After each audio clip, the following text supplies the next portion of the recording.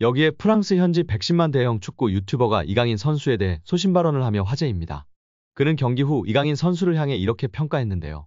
이강인 선수는 오른쪽에서 뛰기보다는 중앙에서 뛰는 것이 더 좋아 보여. 이강인은 덴벨레처럼 저돌적이고 빠르지 않아. 경기 템포를 조절하고 운영하는 것이 강점인 선수야. 드리블로 상대를 제치기도 하고 멈춰 서기도 하고 패스를 주고 받으면서 공간을 창출하는 그런 선수 말이야. 이런 것들로 경기 흐름을 가져오는 선수야. 덴벨레처럼 속도로 상대를 제치는 것이 아닌 기술로 제치는 선수야. 그래서 사이드보다는 중앙에서 뛰는 것이 좋을 것 같아. 그의 키패스나 탈압박을 봐도 중앙이 더 좋은 위치라고 확신해. 오늘은 오른쪽에서 뛰었고 나쁘지 않았어. 물론 업다운이 있었지만 이강인이 안 보일 때에는 하키미가 높은 위치까지 올라가서 그 뒷공간을 이강인이 커버해야만 했어.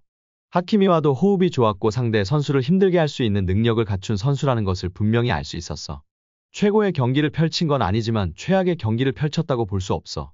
강인이는 오늘 잘했어. 중앙에서 뛰면 더 큰 도움이 될 거야 라며 소신 발언을 했습니다. 다만 현재로서는 유리몸 덴벨레 선수가 부상당하지 않는 한 엘리케 감독이 덴벨레를 중앙에 세워 양발 모두를 쓰며 돌파하고 예측 불가능한 움직임, 패스를 할 수 있도록 하겠다고 공언하고 있는 상황입니다. 실제 박스 안에서의 마무리, 디테일이 부족한 모습이 드러나고 있는 덴벨레 선수이나 패스, 드리블 등을 탁월하게 해내면서 전문가들의 찬사를 받고 있습니다. 엘리케 감독이 덴벨레를 중앙으로 이동시킨 건 생각지도 못했는데 옳은 판단이라며 칭찬하고 있는 상황이기 때문에 아무래도 이강인 선수가 중앙에서 플레이메이킹을 하기에는 쉽지 않은 상황입니다. 우리 구독자 여러분들의 생각은 어떠신가요? 여기에 에르베 르나르 프랑스 여자 축구대표팀 감독이 한국에 대한 관심을 공식화했습니다. 7일 스포츠조선은 르나르 감독과의 인터뷰 내용을 전했습니다. 르나르 감독은 매체에 한국 A대표팀과 2026년 북중미 월드컵을 함께하고 싶다는 뜻을 밝혔습니다. 이어 현재 여러 팀이 감사하게도 관심을 보내주고 있는데 내 최우선 순위는 한국 대표팀이라고 밝혔습니다. 르나르 감독은 지난 2019년 사우디아라비아 대표팀 감독으로 부임해 일본을 격파하고 B조 1위로 카타르 월드컵 본선 진출을 이끈 인물입니다. 2022년 카타르 월드컵에서는 조별리그 1차전에서 우승 후보였던 아르헨티나를 2대1로 꺾는 대이변을 이끌었습니다. 당시 리오넬 메시가 이끌고 있던 아르헨티나가 카타르 월드컵에서 겪은 유일한 패배였습니다. 이후 사우디 축구협회와 불화로 지휘봉을 내려놓은 르나르 감독은 프랑스 여자대표팀 감독으로 취임, 2023년 호주 뉴질랜드 여자 월드컵에서 4강을 기록했습니다. 그는 올해 7월 파리올림픽을 끝으로 프랑스 축구협회와 계약이 만료됩니다. 그는 이미 최근 기자회견에서 올림픽이 끝나면 떠나고 싶다는 의사를 프랑스 축구협회에 전달했다며 프랑스 여자대표팀과의 결별을 선언했습니다. 르나르 감독은 매체에 최근 여러 팀들과 이야기를 나누고 있다. 조만간 결정을 내릴 예정이라며 아직 대한축구협회와는 어떤 접촉도 하지 않았다고 밝혔습니다. 이어 한국 대표팀을 맡으면 서울에 상주할 계획이다.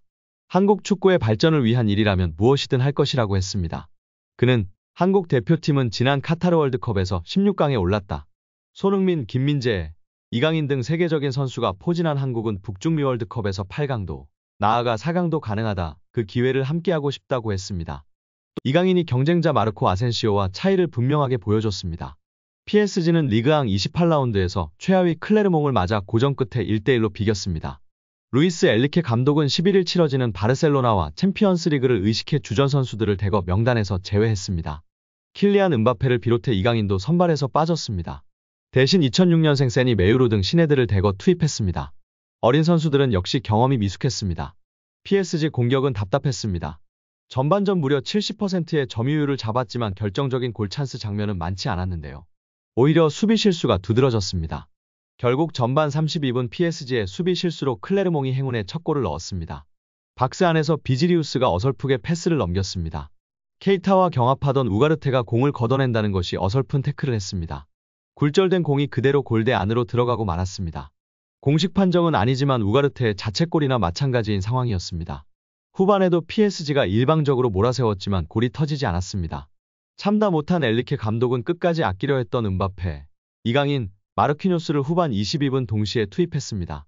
이강인이 들어가자 PSG 공격의 질이 확 높아졌습니다. 이강인은 계속해서 중앙과 측면을 오가며 날카로운 패스를 공급했습니다. PSG의 공격이 확실하게 살아났습니다. 은바페와의 호흡도 찰떡이었습니다. 결국 은바페가 만들어냈습니다. 후반 40분 은바페가 찔러준 공을 하무스가 동점골로 연결했습니다. PSG가 1대1 동점골로 패배해서 벗어났습니다.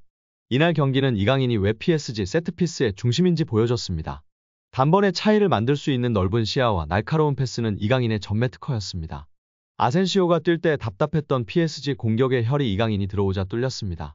과연 프랑스 언론은 이강인에 대해 어떤 평가를 내릴까요? 평소 RMC 스포츠 리올로 기자는 아센시오가 이강인보다 부족한 게 뭔가? 이강인은 선발로 뛰지만 실제로 아무것도 하지 않는다. 특혜를 받고 있다면서 아센시오 선발을 노골적으로 주장했었습니다. 하지만 이강인은 경기에서 이미 차이점을 극명하게 보여줬다는 평가입니다. 엘리케 감독이 바르셀로나와 결전을 위해 이강인과 음바페를 아꼈다는 것만 봐도 팀 내 위상의 차이를 알 수 있습니다. 파리 생제르맹과 바르셀로나의 공통점은 무엇일까? 바로 젊은 자원들의 신선함입니다.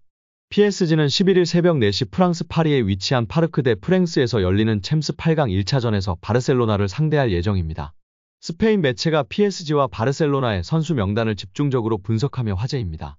스페인 스포르트는 바르셀로나는 신념과 상황의 영향으로 유소년 아카데미를 설립하고 투자하기로 결정했습니다. 그리고 그 결정은 옳은 선택이었음이 증명되고 있습니다.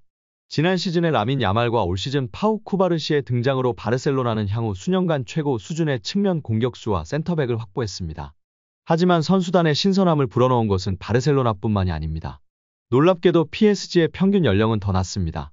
PSG의 경우는 막대한 비용을 들여서 이루어낸 성과다라고 전했습니다. 매체의 분석은 사실입니다. 중동 자본을 앞세워 슈퍼스타들을 영입하는 데 집중했던 PSG는 지난 시즌을 기점으로 젊고 유망한 자원들에게 투자하기 시작했습니다. 루카스 베랄도, 비티냐, 마누엘 우가르테, 브래들리 바르콜라, 곤살로 하무스 등이 그 대표적인 예시입니다. 이강인도 빼놓을 수 없는데요. 지난 시즌 약팀 마요르카에서 압도적인 활약을 펼치며 팀을 중위권까지 끌어올린 이강인은 올 시즌을 앞두고 PSG의 선택을 받았습니다. 20대 초중반의 선수들에게 팀의 미래를 맡기기로 결정한 PSG는 이강인과 무려 5년 계약을 맺으며 미래를 약속했습니다. 스포르트 역시 이러한 부분들을 주목했습니다. 매체는 PSG 선수단은 UCL 8강 진출팀 중 평균 연령이 가장 어린데요.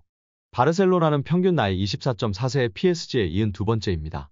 베랄두, 워렌 자이르 에메리, 바르콜라는 PSG의 현재이자 미래입니다. 또한 PSG에는 이강인, 콜로 무아니, 우가르테, 비티냐와 같은 체력과 재능이 돋보이는 다른 젊은 선수들도 많이 있다 라고 보도했습니다.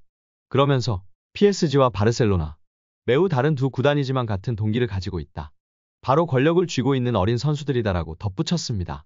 한마디로 이번 바르셀로나와 파리 생제르맹의 경기는 승부를 바꿀 수 있는 음바페 등 핵심 선수들의 활약도 중요하겠지만 팀의 미래이자 현재인 이강인과 같은 선수들의 활약 여부에 따라 승패가 바뀔 수 있다고 본 것입니다.